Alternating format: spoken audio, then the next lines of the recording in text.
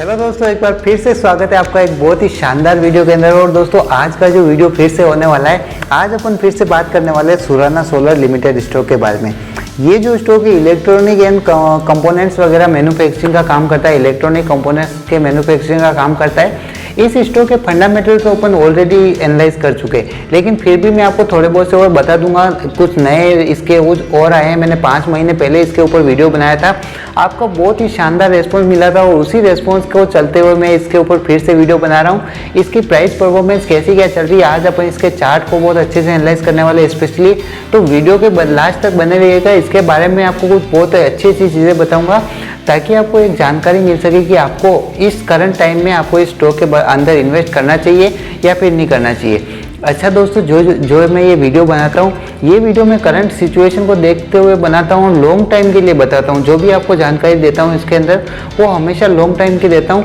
आप short time के अंदर उसके अंदर अगर कुछ कंसोलिडेशन होता है स्टॉक के अंदर और ऊपर और नीचे जाता है तो उस चीज़ को देखते हुए आप मेरे को आप गालियाँ देते हो तो वो चीज़ अच्छी नहीं है। आप हमेशा लॉन्ग टाइम के लिए सोचिए, आपको हमेशा प्रॉफिट ही होगा।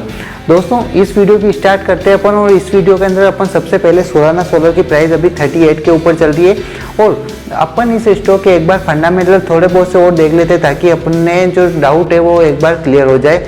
जो नए फंडामेंटल आए वो उनको देखने के लिए यहाँ पे सबसे देखिए, इस कंपनी का मार्केट कैप 187 करोड़ का है।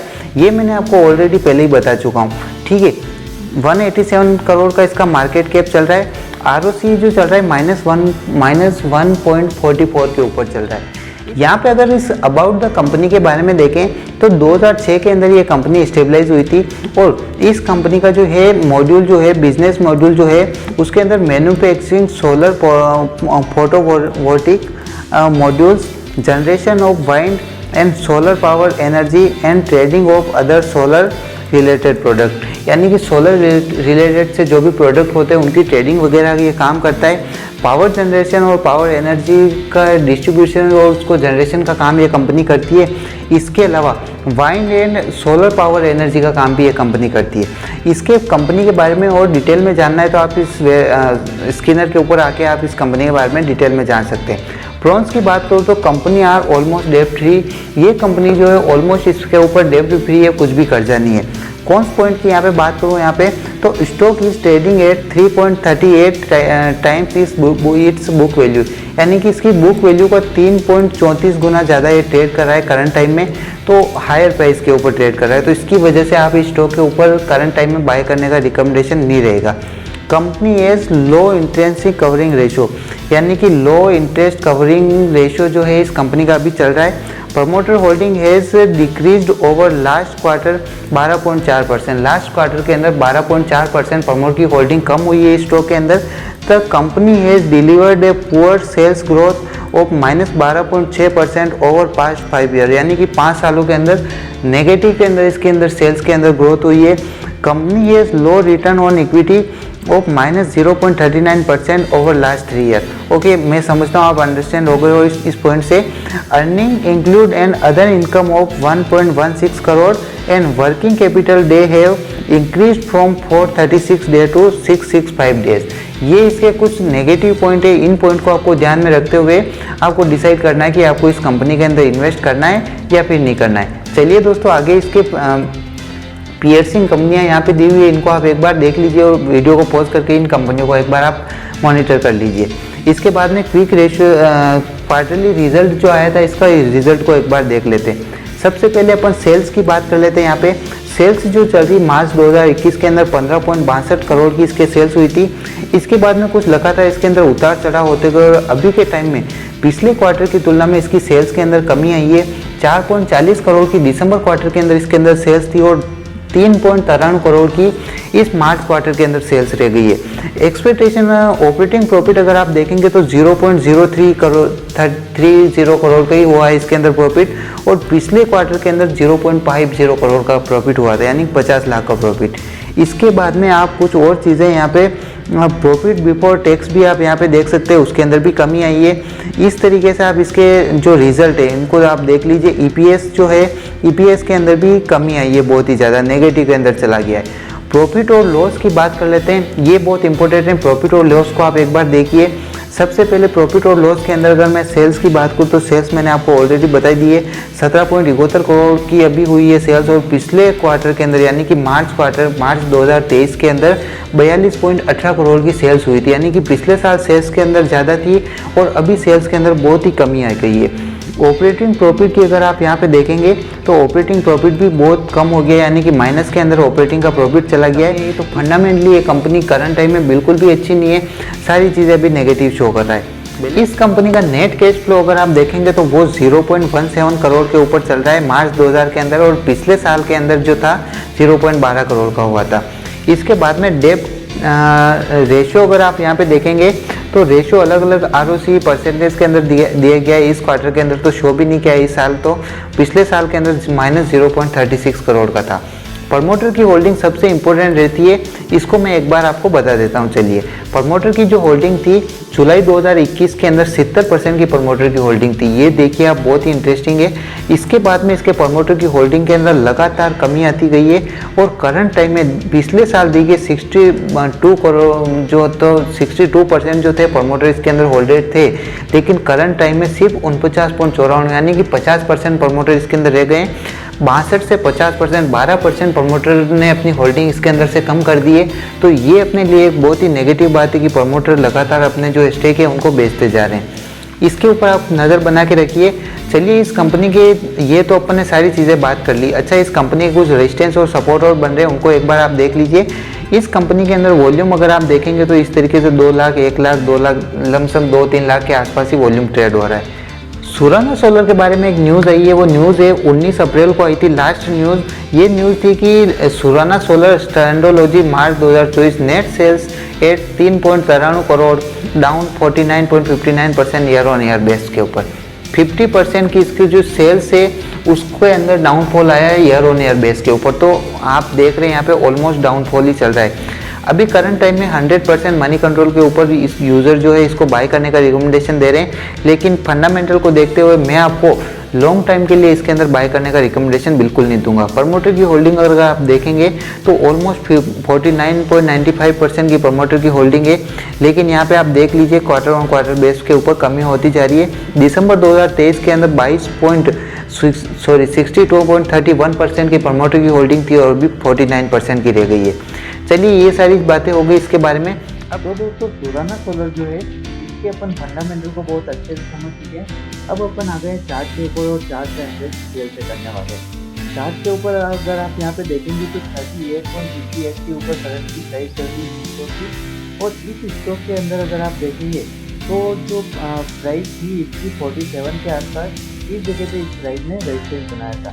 इस रेजिस्टेंस को अगर मैं यहाँ पे ड्रॉ भी कर दूँ तो इस जगह के ऊपर 46.89 के ऊपर इसने अपना रेजिस्टेंस बना के फिर स्टॉक नीचे लौटा था। उससे पहले स्टॉक के अंदर अपर सर्किट लगा था, और अपर सर्किट लगने की वजह से ये स्टॉक तो लगातार ऊपर जाता गया, और ऊपर जाता इस स्टॉक में कुछ 44 की जो प्राइस थी 44 की प्राइस के ऊपर अपना रेजिस्टेंस बनाया। यहाँ से लगातार अपर सर्किट लगा, इस जगह के ऊपर जाके अपना रेजिस्टेंस बनाया 44 के ऊपर, और यहाँ से स्टॉक के नीचे गिरा है। और नीचे की तरफ अगर मैं बताऊँ स्टॉक को आपको, तो नीचे की तरफ भी ये स्टॉक है बिल्कुल 28 के ऊपर आ गया था। उसके बाद में इस स्टॉक के अंदर रिकवरी हुई, लोग ने फिर से इंटरेस्ट जताया और स्टॉक जो है फिर से ऊपर आया 46 के ऊपर। इसने 46.89 के ऊपर रेजिस्टेंस बनाया फिर से, और उसके बाद में स्टॉक नीचे आता गया। और अभी के टाइम में अगर आप करंट टाइम में देखेंगे तो यहाँ पे आपको एक इंटरेस्ट का पैटर्न बनता हुआ नजर आ रहा है। ये जो पैटर्न है दोस्तों, ट्रायंगल पैटर्न के टाइप के जैसा दिख रहा है। चलिए अपन इसको एक बार ड्रॉ कर देते हैं और कैसी क्या सिचुएशन बन गई उसको भी अपन एक बार फाइंड आउट कर लेते हैं।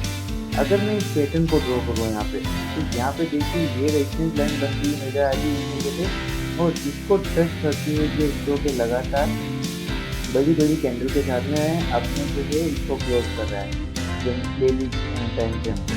और यहाँ पे अगर आप देखेंगे तो ये वाला रेजिस्टेंस मेजर रेजिस्टेंस बन जाता है अभी करंट टाइम में, क्योंकि इसी के ही ऊपर यहीं पे आकर के स्टॉक बार बार ऊपर की तरफ जा रहा है। अगर आप यहाँ पे देखेंगे तो स्टॉक यहाँ से नीचे आना स्टार्ट और नीचे ऊपर आके अपना सपोर्ट बनाया, यहाँ से स्टॉक बाउंस करके फिर से ऊपर गया और यहाँ पे अपना रेजिस्टेंस बना दिया।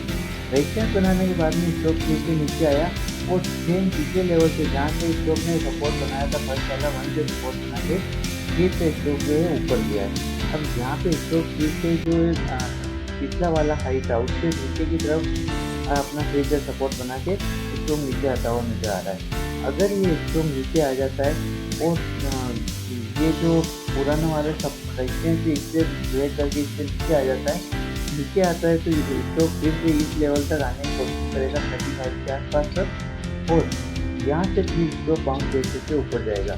और अगर यहाँ ही कुछ दिन तक कंसोलिडेट करता है ये स्टॉक और कंसोलिडेशन के फेज के अंदर यहाँ से फिर से ब्रेक करके अगर ऊपर निकल जाता है तो ऊपर की तरफ से इसका हाईएस्ट इसने अपना हायर हाई लगाया था वहाँ पे जाके स्टॉक क्लोज होगा, क्योंकि इसने अपना हाई 46.89 या 47 के आसपास लगाया था।